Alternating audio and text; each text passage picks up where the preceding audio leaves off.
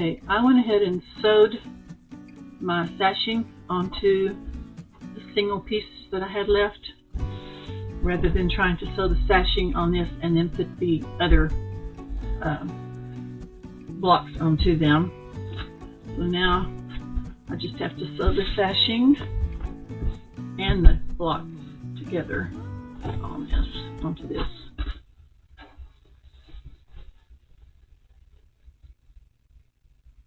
This is coming together very nicely. I'm excited about it.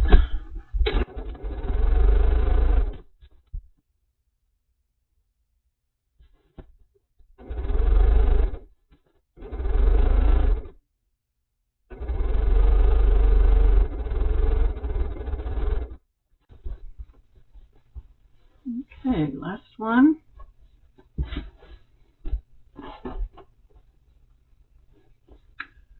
So then I will have all 5 rows completed, and then I have to make my sashing strips to go between, sashing and cornerstone, to go between all of my rows.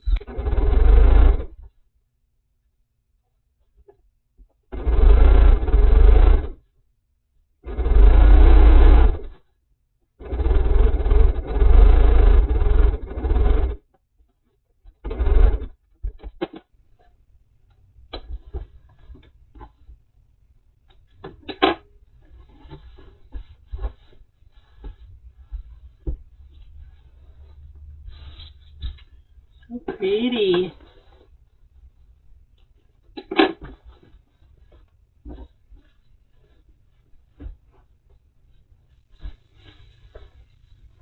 When I lay these out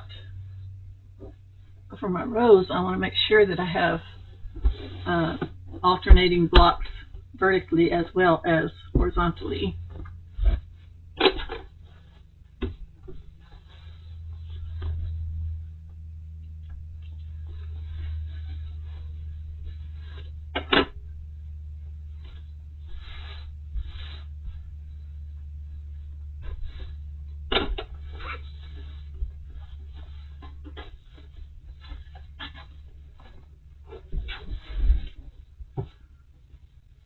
Okay, and here's the one I had over here. So I have all 5 of my rows going across.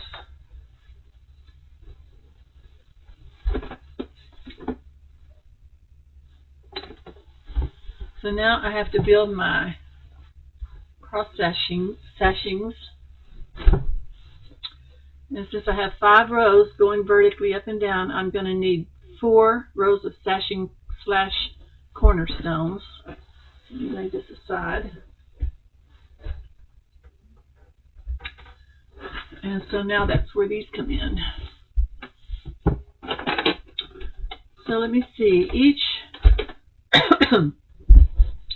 Each row will have 4 of these attached with 3 of these. I believe that's right. Let me lay one out. See, make sure.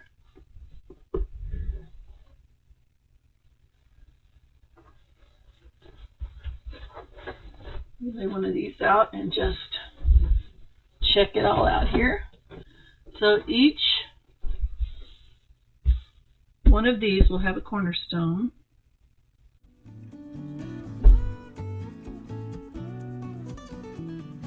Everywhere there's a sashing, there will be a cornerstone.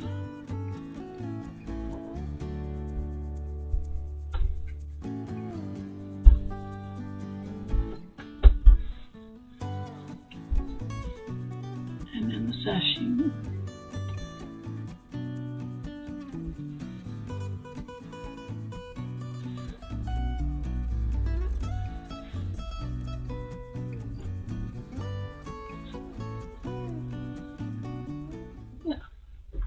And so then there would be the same thing on the next one. So what I'll probably do is build my sashing rows, and then I will need, how many of those did I say? I'll need 4 of those because I have 5 of these. And then I will start attaching them. But first I want to just build the sashing rows.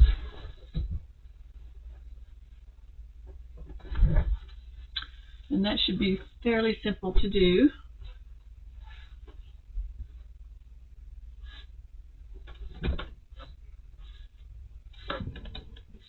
Okay.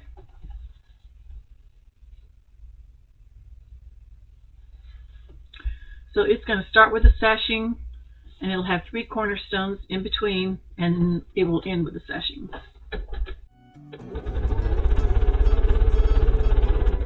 The way I'm going to do this is I'm going to chain these, and then I'll put them together to form the individual rows.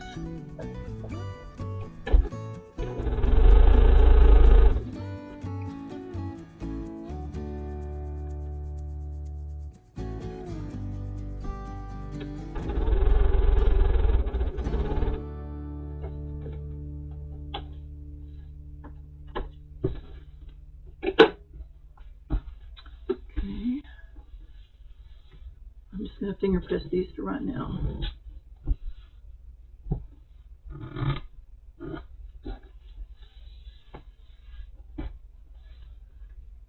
Okay.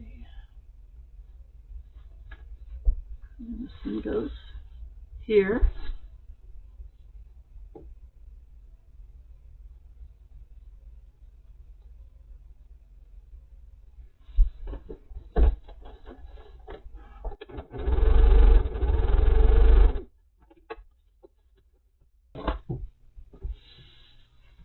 Okay, they all have a sashing at each end and 3 cornerstones in the center.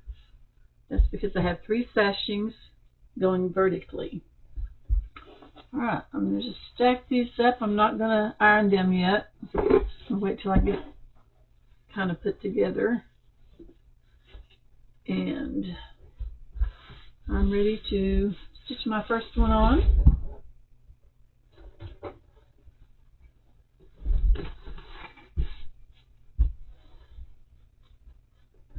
These colors just make me excited. I need all my space here.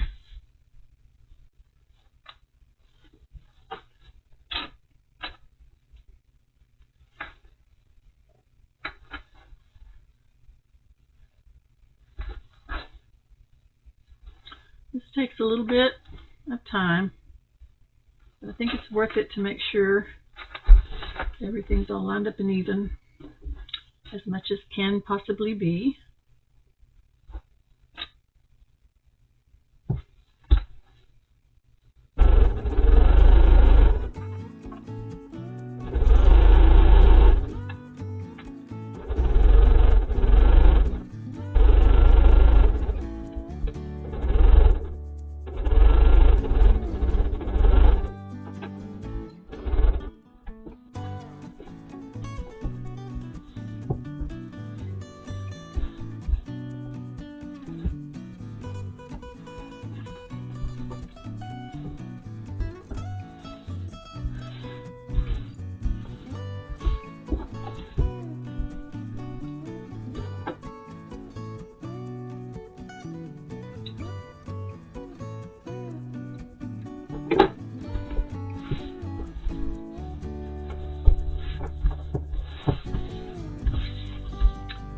Okay, I'll just have to do this, what, 3 more times? Yeah, 3 more times, I believe. And then I'll come back and show you how it turned out. And then we'll figure out what to do about the borders. I'm still thinking on that. Okay, so that gives me 3. I have 2 more sections to go. I think it's turning out very pretty.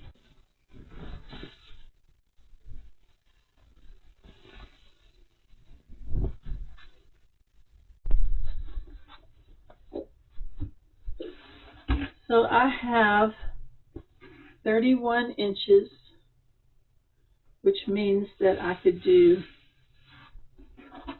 10 3-inch strips. Usually it takes about 8 for a quilt this size. 3.5 times 8 strips would give me 28 inches, and I have that. So I can go ahead and do my 3.5 inch, and that will match my sashing. So I think that's what I'm going to do. And I'm going to use my large stripology or strip cutter.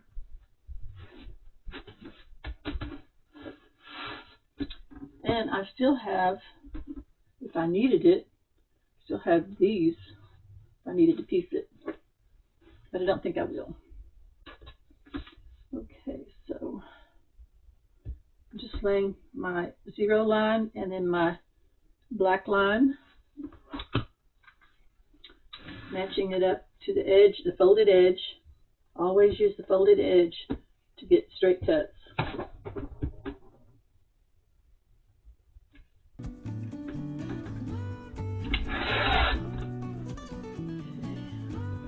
3.5, 7, 1.5.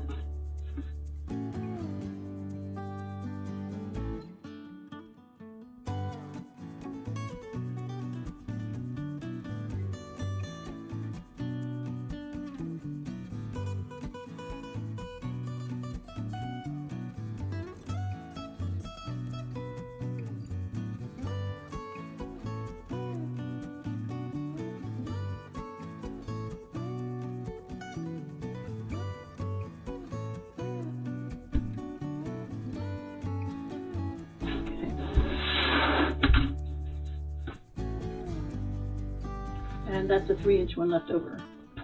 So that's 1, 2, 3, 4, 5, 6, 7, 8. Okay, that should be perfect.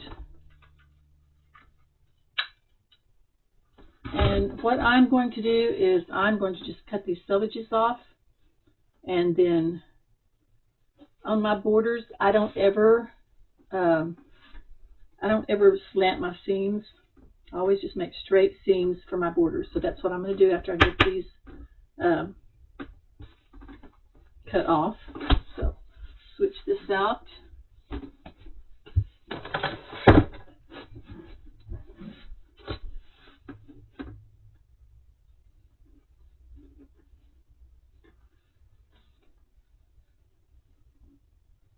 Just going to leave them folded over so that I can get both ends at once.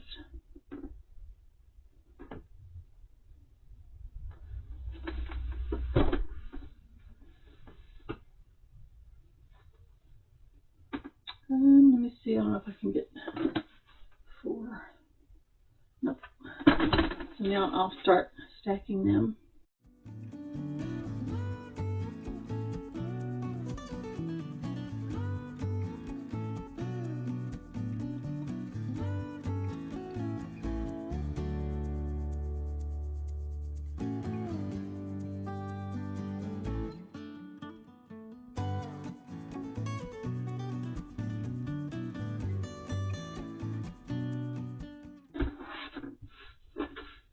And I don't save selvages. They go in the dog beds. Alright, so now all I have to do on these is start stitching them. What I usually do is stitch 2 together for the long sides, and then I'll see how much. It'll probably take 1.5 for the other 2, the top and bottom.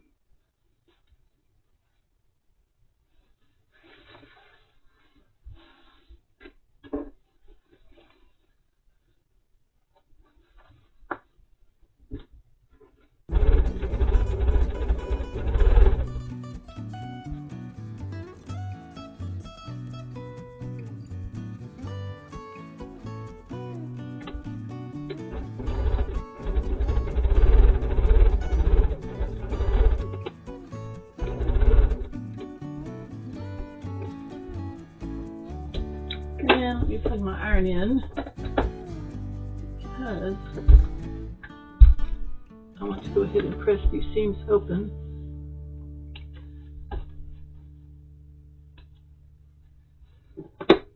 There's that one.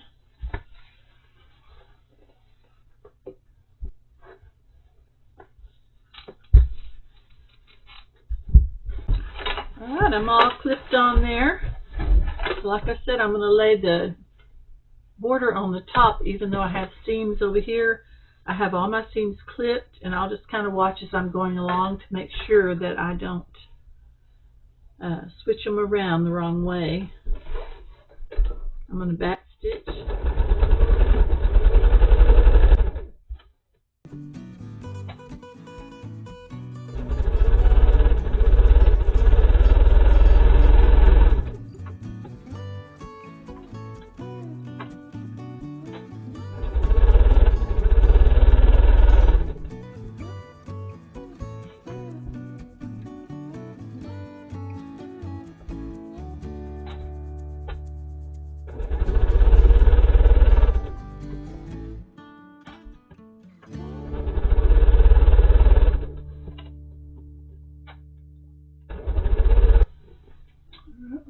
that up a little bit and see what it looks like. Okay. Yes, I think I'm going to like that a lot better than having another cornerstone out here, because if I had, it would have been right there. But piece borders to me are a little harder on the long arm, and especially if you don't stay stitch where all those seams are. They tend to stretch more and even come apart sometimes.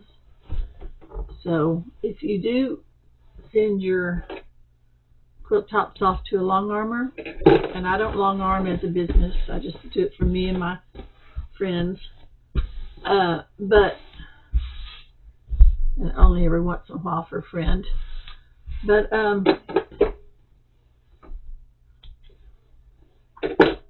yeah, it's so much easier to work with a full border than a piece border if you're long arming. So that's my opinion anyway. Alright, I'm going to go ahead and do the other long side like this, and then we'll get those two short sides, and this little quilt top will be ready for the long arm. Can't wait to see what it's going to look like. I've got to figure out a pattern. I do free motion, so I have to figure out what I'm going to do.